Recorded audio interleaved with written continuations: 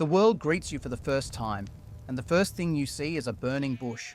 Not a cute decorative shrub with some tasteful fairy lights, mind you.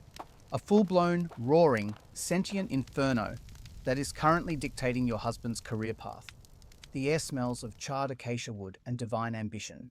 Your name is Zipporah, and your life is about to become a celestial shit show. 1 minute, you're a semi-normal shepherdess from Midian, married to a stuttering runaway Egyptian prince with a past he won't shut up about.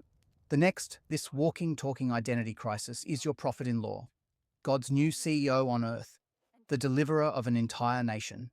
And you're the plus one, the prophet's wife, the one who has to nod supportively when he comes home and says, Ditch. "So, had a chat with the omnipotent creator of the universe today.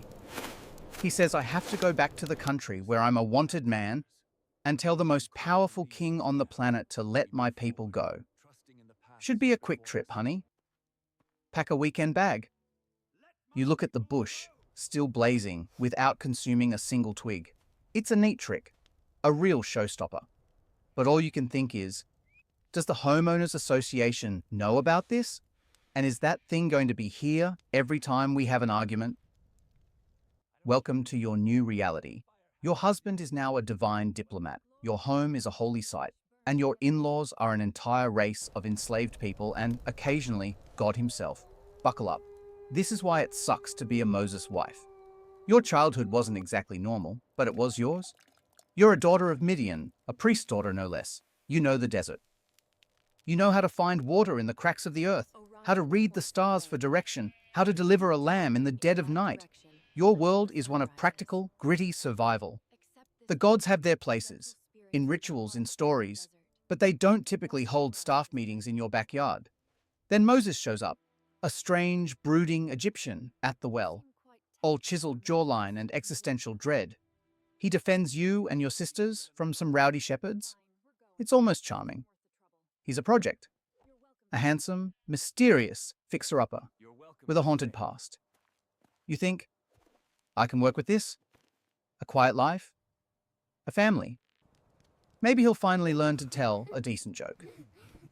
You get the family. You get the quiet life. For a while. But the conditioning starts early. The first time you see him staring into the middle distance, muttering to himself, you think he's got heat stroke. You bring him water. He doesn't even see you. He's rehearsing. The first time he wakes up screaming from a dream about a river of blood, you hold him, but you feel him pulling away into a narrative you're not part of. Your first real trauma isn't a plague or a miracle.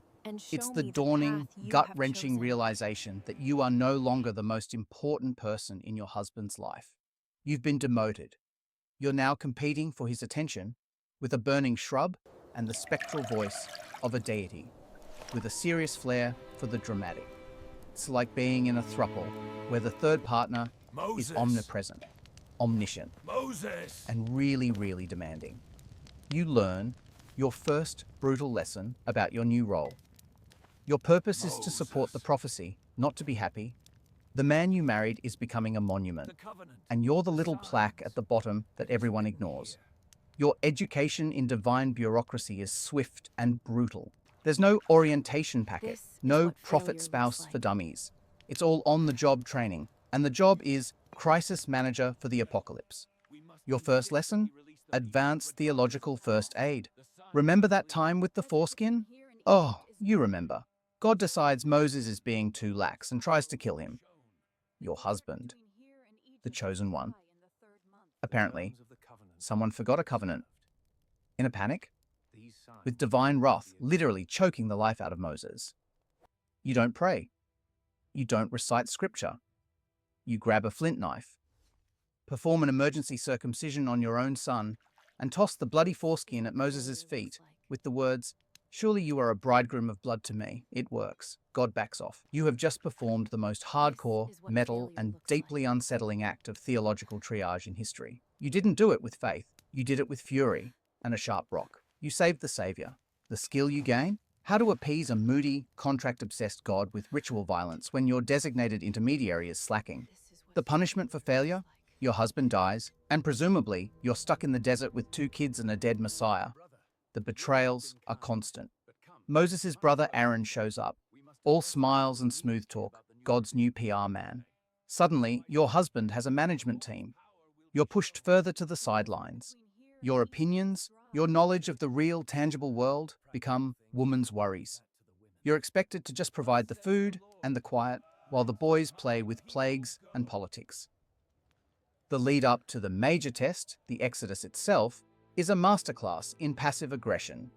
You pack up your life. You say goodbye to your father, your home, your entire identity, all while listening to Moses and Aaron debate the best way to turn the Nile into a vat of hemoglobin. You're not a student. You're a stagehand in a play, where the director is actively trying to drown the audience. The Exodus. It sounds so grand. A triumphant march to freedom. From your perspective, it's a 40-year outdoor music festival where the porta potties never arrived. The headlining act is constantly threatening to smite the crowd, and the catering is just brittle, flavorless wafers falling from the sky. Your life-defining challenge isn't the Red Sea parting. It's getting your kids through the parted Red Sea without being trampled by 2 million panicked Israelites. As walls of water tower on either side, shimmering with the suspended corpses of fish and the occasional Egyptian chariot, your husband is at the front, staff held high, having his big hero moment. You're at the back, trying to stop your youngest from licking the wall of miraculous water. Don't touch that. It's holy and probably has bacteria. You face impossible choices daily. Do you share your secret stash of Midianite spices with your complaining neighbors, or hoard them for a moment of sanity? Do you support your husband when he's on the mountain for 40 days? Or do you secretly sympathize with the people below building a golden calf because, hey, at least it's a god you can see and doesn't demand you eat the same manna waffle for every meal for 4 decades? The Pyrrhic victory is the entire journey. You win your freedom, but you lose your home. You gain a nation, but you lose your marriage. Moses becomes less a man and more a national resource. His time, his energy, his love, it's all public property. Your victory is watching the man you love become a stranger, a stone tablet carried by the very people he saved. The most devastating loss is the quiet death of your personal life, mourned by no one but you in the silence of your tent. You learn that miracles make for terrible company. They're loud, messy, and they always upstage the catering. The long-term damage is extensive. You now have a permanent flinch when you see bright lights or hear a loud, booming voice. You suffer from chronic doubt, not in God, but in the system. You see the daily suffering of the people, the endless grumbling, the petty rebellions. You watch Moses, aged decades beyond his years, his face literally glowing with a holy radiation that forces him to wear a veil. You can't even look at your own husband without a layer of fabric between you. Your daily suffering is a tapestry of moral compromises. You have to nod along, as your brother-in-law Aaron, the guy who built the golden calf, is installed as high priest. You have to bite your tongue when the new laws are handed down, many of which explicitly dictate your role as a woman. You who saved Moses with a flint knife are now a second-class citizen in the new kingdom you helped create. The system's control is absolute. There is no divorce. Where would you go? Back to Midian? You're the prophet's wife. You're a symbol. An escape pod jettisoned from the Ark of the Covenant would cause a theological scandal.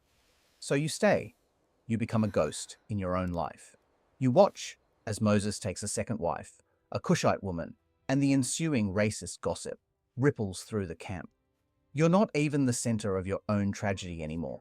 You're a subplot. You live with the ultimate irony. You are simultaneously the closest woman to the source of all power and completely, utterly powerless. Your life is a monument to cognitive dissonance. You're married to the voice of God, but your own voice is barely a whisper in the desert wind. The ultimate breaking point isn't a grand battle or a moment of rage. It's a quiet, profound realization that dawns as you stand at the edge of the promised land. After decades of wandering, the new generation is ready to cross the Jordan.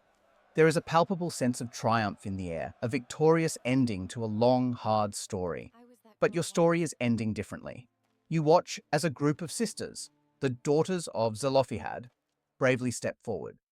Their father died with no sons, and they plead with Moses, "Let not our father's name be lost." Give us a possession among our father's brothers. And something remarkable happens.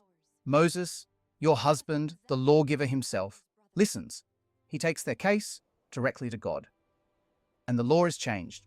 A new statute is written because these women dared to speak up for their place in the story. In that moment, you don't feel bitterness. You feel a surge of unexpected hope. You see that the system, for all its immovable divine weight, can still bend toward justice. The journey wasn't just about reaching a land, it was about becoming a people capable of learning, of growing, of expanding their circle of compassion. Your final arc is not one of defeat, but of quiet witness.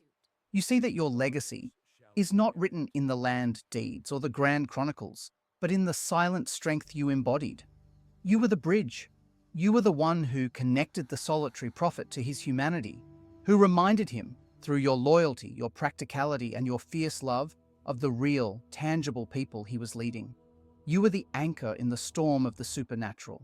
You don't cross into the promised land. Your journey ends in the land of Moab, as Moses does. But as you look back, you understand the deeper truth. The real promised land was never a geographical location. It was the creation of a community built on laws that could evolve, on a covenant that included even the voices of the overlooked. The moral of your story is not that your life sucked, but that history is often written in broad strokes, forgetting the crucial, quiet sacrifices made in its shadow. Your life teaches us that behind every great figure, mythologized and set in stone, there are countless unsung partners whose love and resilience make the journey possible. Their absence from the main narrative doesn't diminish their importance.